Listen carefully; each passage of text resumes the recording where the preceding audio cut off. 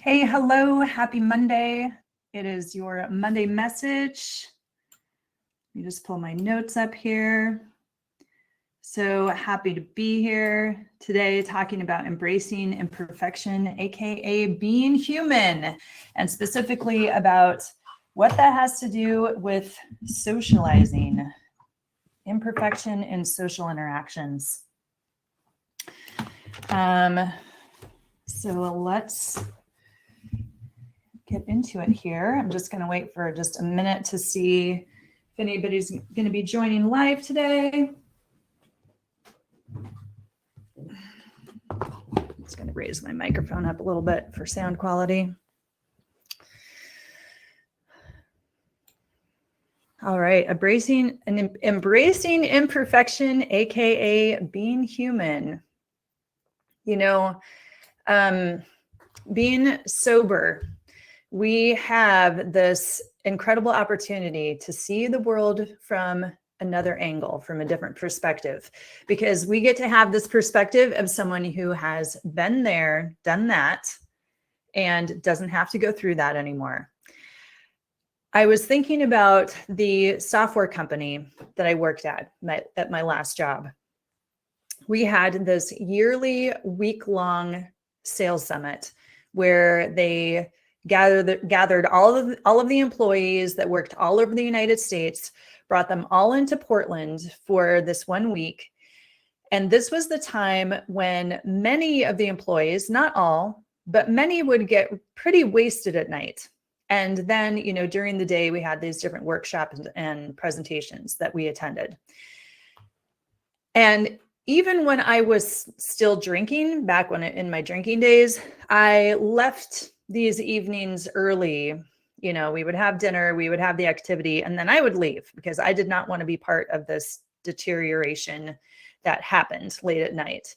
But I remember after I was sober, after one of these evenings, one of my friends telling me about the things that had happened the night before that she had to learn from other people telling her because she had blacked out. And they were things like that she had tried to crawl into bed with one of the employees in their hotel room. She had slapped another employee on the rear end who also happened to be the son of the CEO. And, she had to deal with all of this shame and embarrassment the next day. These are things that we don't have to deal with anymore, right? We're not getting blackout drunk, but we are still human. And after social interactions, we're still going to have thoughts and feelings, and sometimes even judgments, self-judgment about what did or didn't happen in these different social situations. And I was thinking about this after the sober dance party on Friday night, because I noticed that in myself. And I'll talk about that in just a minute. But the danger is when we allow these thoughts, specifically the self-judgments, to keep us from engaging in the world. Last week, I was speaking with a therapist who was telling me how she finds our community just so valuable. She was telling me that she's just thrilled that My Sober Girlfriends exists because she has seen so much isolation going on with her clients and seen how harmful it was. So, anything we can do to keep people from isolating is a good thing. And today I want to talk about some of these self-judgments that you may notice come up in yourself. And I have this short exercise. It's a very short exercise to offer that can help embody some awareness about that for you. It's an exercise that I have found extremely helpful for myself and that I actually keep referring back to over time. So we will get to that. And, I don't listen to a lot of podcasts. There's a lot of amazing content out there. I would love to be able to just listen to podcasts like all day long, but I don't. I am in the middle of listening to a Huberman podcast from a few weeks back where Dr. Huberman asks the guest a question about himself. And he wants to know, what he asks is, why is it that I am so good at knowing how to tell if a professional relationship is something that is going to be providing benefit for me, if it's something that I should leave, but I'm not as good at doing that with personal relationships. And the psychologist who's his guest, he says, okay, so you're asking me like, how would I label that behavior? It's like, well, I would label it as being human, something like that. So I want to just normalize being human. We have this incredible capacity to think about our own thinking. And that's what they really say sets us apart. They believe from like maybe all animals, is that we're not just thinking, but we can think about our thinking. And in sobriety, we do have a lot more clarity available to us during social interactions. And then we also don't have to suffer from all of those mental and emotional after effects like depression and anxiety and irritability and all those things that come after drinking and doing drugs. But that doesn't mean that we are free of self-judgment. And in fact, what happens now is that you can't blame it on the booze. You can't be like, oh, geez, sorry, that was just the tequila talking, or like, oh, wow, I was so high, I just didn't even know what I was doing or didn't even know what I was saying. So, it's like, oh, it's all me. There's nothing to, we can't point at anything else. So what was going on for me at Friday's event? Okay, so first of all, at the beginning of the pandemic, Brene Brown, I'm a big Brene Brown fan. She was making this podcast episode in her closet, and she named what was happening as an FFT. And FFT stands for fucking first time. She was like, I am having a fucking first time, an FFT. Meant all of us are having that right now. And I just want to normalize that that's what's happening, and like, we're going to feel some discomfort because of that. Now, at least a couple of us were having FFTs on Friday. The organizers were having FFTs like all over the place. And I was having one because I had never had a table at an event before. And I definitely felt some like heightened emotion and just kind of like a heightened energetic state because of that. Now, a lot of how I was acting felt very much in alignment with what I had set for myself as an intention. I was just like rolling with the changes because there were lots of changes that were happening. I felt pretty open to whatever was happening. I was in a good mood. Like, I felt positive. I had a lot of positive interactions. I had blast dancing. Like, it was super fun. But at the same time, afterwards, when I was reflecting on the evening, I had this judging voice that came up in me that was critical of some of the ways that I was. And I am curious. And also, I'm just kind of guessing that some of you may have the same thing that comes up. You think about the evening afterwards, and then you're noticing like this kind of this self-criticism. So first of all, just for me, these are what a couple of things I noticed about myself if I'm speaking in impartial witness mode. So just like witnessing myself. One of the things I noticed is that I had resistance to opening up and trying to engage with anyone who was like just walking by the table. Because, people would walk by the table and they're just kind of like glancing over, but not really coming over. And I had some resistance to reaching out and like engaging with people. So that was one thing. And then another thing is just that I noticed that at the beginning of the evening, I had more of this grounded energy, like very positive, but still pretty grounded. And I feel like I became less and less grounded as the evening went by. I got more of this just kind of wound up, super hyper energy that was out of range of my normal energetic state. Okay, so I'm not going to talk about like why or was that good, bad, whatever. I'm just going to say those are a couple of things that I noticed about myself. Okay, so now what about this judgment piece? Well, we all have this unconscious image of perfection that we hold ourselves to. And by the way, we're also holding other people to this same image of perfection. And the problem with it is that it is then used to reject ourselves because we are not completely accepting ourselves the way that we just actually are. And this is when I'd like to offer an exercise for you so that you can really see this for yourself.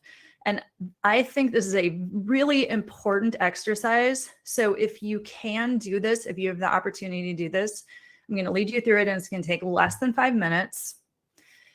But the reason why this is so important is because it is taking something that is unconscious, that is there and is driving your behavior without you realizing it. And we're going to bring it into the conscious by putting it into words.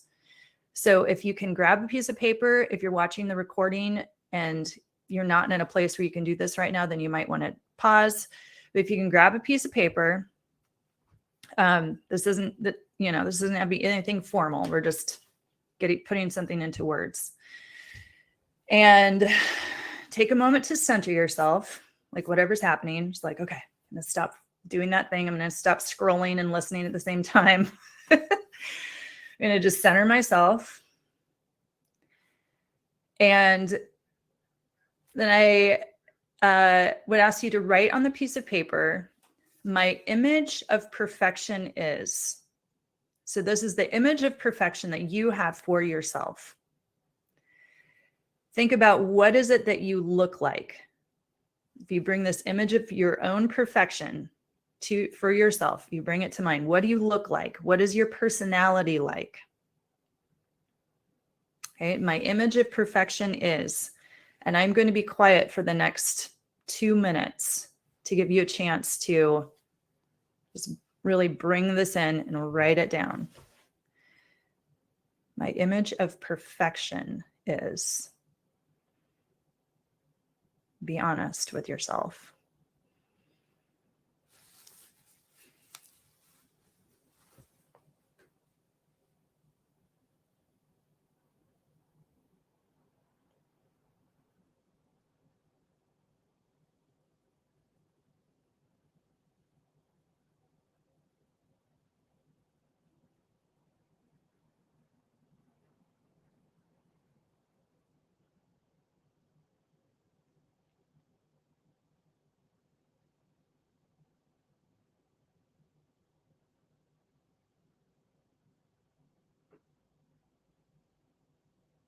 If you feel yourself getting to a place you're like, maybe I'm done, just ask yourself, what else? What else? What else is this image of perfection?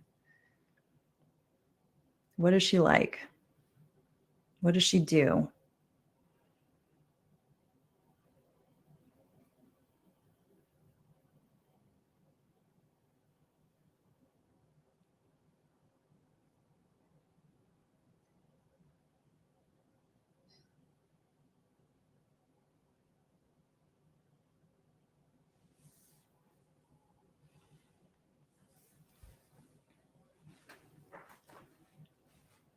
We'll take about 30 more seconds.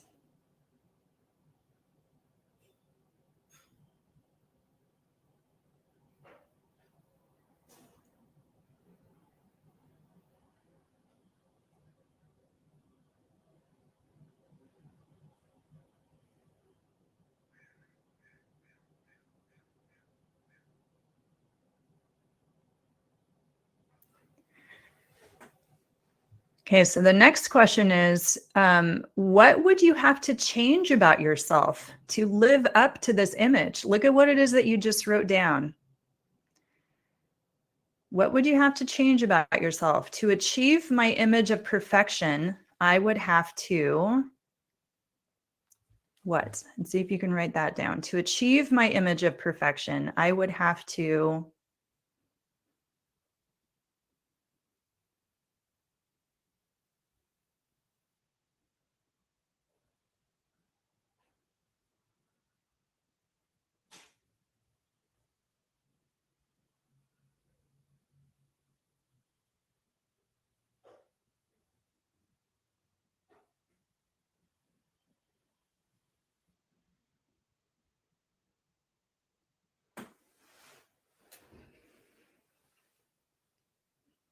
right now, looking at those changes, you can ask yourself, am I actually willing to make these changes? Maybe don't have to write this down, but just think about it. Am I willing to make these changes? And why or why not? Why wouldn't I be willing to make these changes? Or why would I be willing to make these changes? Is it actually humanly possible for you to attain this image of perfection? Why or why not? You know, when I wrote this down, and I'm really curious for those of you that are on here, if you had a chance to, if you're doing this exercise, what you're noticing.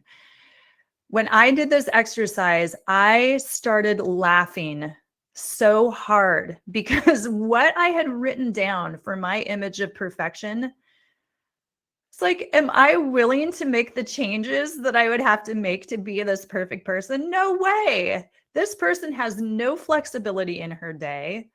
Like she's, getting up. I don't know what time she'd have to get up in the morning, but she's getting up at 4 a.m. to, do some kind of, you see those, I don't know if you've seen any of those morning routines from these like superstar thought leaders that are like, first they meditate and then they are doing some kind of exercise routine where they're also like envisioning their perfect life at the same time. And they're listening to a book at 3x. And, it's just like their whole day, the way that their whole day is laid out. I'm like, I don't even think it's possible for me to do that. I don't even have kids. And I would still have to have a personal assistant and a personal trainer. And, it's just like it's impossible. It is absolutely impossible. So, does having this image of perfection, does it actually inspire you to do your best, or does it discourage you? Well, I know for me, absolutely, it discourages me when I compare myself to this image of perfection. The problem with it is that if you hold this expectation for perfection, then you will lack the courage that you need to show up and leverage your strengths to become more of your realized self and to keep showing up socially without alcohol and without drugs, because you are never going to be able to be that image of perfection. It's so important for us to be able to have the courage to self-assess. Like, it is okay for me to notice that I was not actively reaching out to people who are walking by, because I would actually like to change this, but not from a shaming place, right? Not a place of like, well, I wasn't being perfect, of just like, oh, I'm noticing this and this is something that I could change. So to have that courage to self-assess, having that courage to actually change, having the courage to stumble. If I knew that I was going to judge myself harshly from like showing up somewhere and doing something, then I would not be willing to try. I'm just like, no way, I'm not going to try that, because I'm going to probably talk smack to myself afterwards, and that's going to feel terrible. I might as well just stay at home tonight and just, watch some more of my series that I'm watching, because then I don't have to worry about that. We also have to have the courage to ask for assistance. I mean, I have gotten so much help over the last few years from coaches, from guides, from mentors, from friends, from family. And it's because I am willing and vulnerable enough and open enough to my own humanness to be able to say like, hey, I realize it's fine that I'm human and that I need help. And these are the things that I need help with. If I'm not open about that, even if I hired a coach or had somebody who was a guide, or I was talking to a friend, if I'm not being honest and being okay with being honest about what's actually going on, then I'm not going to be getting the assistance that I need. And I'm definitely not going to have the courage to actually act. Now, it may seem sometimes like it's easier to just like drink and forget about all this. Like, oh my God, this is way too much work. Being sober is just too much work. Well, it is easier for about 20 minutes, or, as long as like the peak of your high is, if you're getting high. But if you can change your habits of thought, then that is what makes your life more easeful for you overall in like the grand scheme of things. And that's what we're looking at here. We're not looking at these like short-term fixes that don't even actually work. So yeah, I mean, I'm human, and of course there's things that I would like to work on doing differently, and I will work on those things. But it's this willingness for me to accept myself, to normalize my humanness, that is what allows me to keep showing up here in this community vulnerably as a leader, and to allow just natural feedback that I'm getting from life, that I'm getting from the community, from all of you who are in the community. I'm allowing all of this to actually guide my personal and professional growth, because I don't expect myself to be perfect. So I hope that helps. I just really want us to just normalize being human and be able to enjoy these gifts of sobriety instead of hiding from them and seeing them as a burden or something that's scary. Because I truly believe that sobriety is a gift and it is an opportunity. And I know that every single one of you that are in the community, that have joined this community, you have something special to offer to this community by being here. And I want you to be able to have that courage to show up and to be human and to not expect yourself to be perfect. I'm not going to expect that from you. So, sending you a lot of love. So glad that you're here. Thank you for watching. And any feedback that you have from this exercise, I would love to hear. Just let me know. All right. Have a wonderful week. Thanks, Lexi. Bye.